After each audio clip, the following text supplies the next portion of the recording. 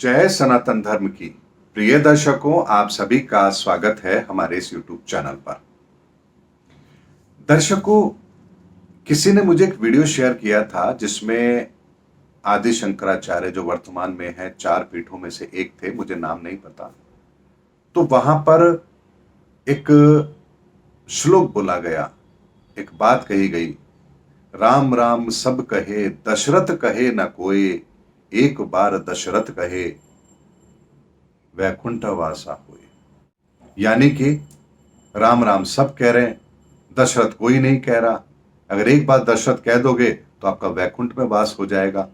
बड़ा अजीब सा रहस्य है, दशरथ कहने से ऐसा कैसे हो जाएगा? तो वहां पर वो व्याख्या कर रहे हैं, दशरथ नहीं है, ये दशरथ है। यानी कि 10 तरह के विकारों को समाप्त करके जब आप उस राम का नाम लेंगे तो आपको गति प्राप्त होगी। लेकिन दर्शकों, वास्तविकता क्या है इस बात की? क्या आप समझना चाहेंगे? समझना चाहें तो वीडियो को आगे देखिए, और अगर लगता है फिलॉसफी की बात है, धार्मिक शास्त्र ग्रंथों की बात है, ये तो होती रहती है, तो स्किप कर दीजिए, छोड़ दीजिए वीडियो को, आगे मत जाइए, क्योंकि इसको सुनने का अधिकारी वही है जो अपने भीतर भगवान भोलेनाथ का भाव रखता है। दर्शकों, दशानंद और दशरथ 2 शब्द है। ये 10 जो शब्द का इस्तेमाल किया गया, 2 ही जगह किया गया है। एक दशानंद के लिए, रावण के लिए किया गया, और एक दशरथ जी के लिए किया गया। यानी हमारी 10 इंद्रियां, हमारी 10 इंद्रियों को जब हम व्यवस्थित कर लेते हैं तो एक प्रक्रिया होती है कि हम इन 10 इंद्रियों का संपूर्ण आनंद लेते हैं। यह कार्य दशानंद ने किया था, रावण ने किया था। यानी कि वो इन 10 की 10 इंद्रियों का सुख कैसे भोगा जाए, इसके लिए इन इंद्रियों का उपयोग करता था, और इसीलिए उसे दशानंद कहा गया।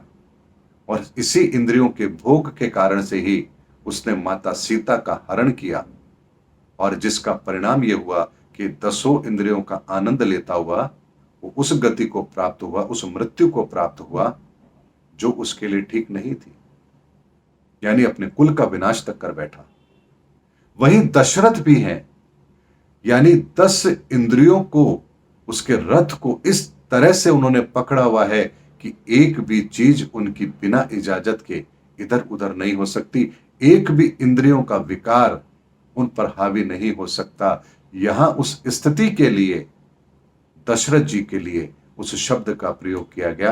यानी दशरथ अर्थात 10 इंद्रियों के रथ को हाँकने वाला, जो उसके कंट्रोल में रहती है, यहां दशरथ की संज्ञा दी गई है। और इसके पीछे का जो भाव है वो ये है कि राम राम तो हर कोई कहता है, दशरथ कोई नहीं कहता। दशरथ मतलब 10 इंद्रियों को अपने कंट्रोल में रखने वाला, और जो 10 इंद्रियों को अपने कंट्रोल में रख करके फिर राम के नाम का उच्चारण करेगा तो उसे वैकुंठ में स्थान अवश्य मिलेगा। तो यहां दशरथ और दशानंद, ये 2 ऐसे शब्द हैं जो इस संसार में प्रयोग किए गए। एक ने अपनी इंद्रियों को वश में रखा तो दशरथ कहलाए, और दूसरे ने अपनी इंद्रियों का आनंद लिया, इसलिए दशानंद कहलाए। और 10 इंद्रियों को अपने वश में रखा था, इसीलिए परमात्मा उनके यहां प्रकट भी हुए राम के रूप में। इसीलिए दर्शकों, हर शब्द की व्याख्या है, हर शब्द का एक स्वरूप है। बिना स्वरूप, बिना व्याख्या के इस संसार में एक भी शब्द बना ही नहीं है। इसीलिए उस रहस्य को जब तक आप जानेंगे नहीं, समझेंगे नहीं, कोई महापुरुष आपको बताएंगे नहीं, कहीं आपको श्रवण करने को नहीं मिलेगा, तब तक आप उन रहस्यों को समझ भी नहीं पाएंगे। तो यहां हमें दशानंद जैसी स्थिति में नहीं रहना है, बल्कि दशरथ जैसी स्थिति में रहना है। तभी हमारे राम के नाम को लेने का फल हमें प्राप्त होगा। इंद्रियों के वशीभूत होकर के यदि हम राम का नाम ले रहे हैं तो यहां हमें उसका फल प्राप्त नहीं होगा। लेकिन इंद्रियों को वश में करने के पश्चात यदि हम उस भगवान राम का नाम ले रहे हैं तो यहां पर वो हमें वैकुंठ में स्थान दिलाने की ताकत भी रखता है। एक जगह और बात आती है, राम नाम सत्य है, सत्य बोलो गत है। यहां फिर राम की कौन सी व्याख्या है, इसके संदर्भ में एक बहुत अलग से मैं वीडियो बनाऊंगा, क्योंकि कुछ लोगों ने इसकी भी इतनी गलत व्याख्या की है कि इसका अर्थ का अनर्थ कर दिया है। इसीलिए इस पर मैं अलग वीडियो बनाऊंगा। लेकिन दशरथ और दशानंद ये वो शब्द हैं जो इस संसार में दो ही जगह प्रयोग हुए हैं, और इन दोनों की व्याख्याएं, इनका चरित्र और इनका स्वरूप इस संसार में क्या रहा है, उसके संदर्भ में दो व्यक्तित्व भी हमारे सामने हैं। और उसी के लिए इस संसार में इस चीज को कहा गया कि दशरथ कहे न कोई, यानी कि दशरथ जब आप कहेंगे तभी तो आप उसके रहस्य को समझेंगे, और उसके रहस्य को समझेंगे तभी तो आप अपने जीवन में उस प्रक्रिया को शामिल करेंगे।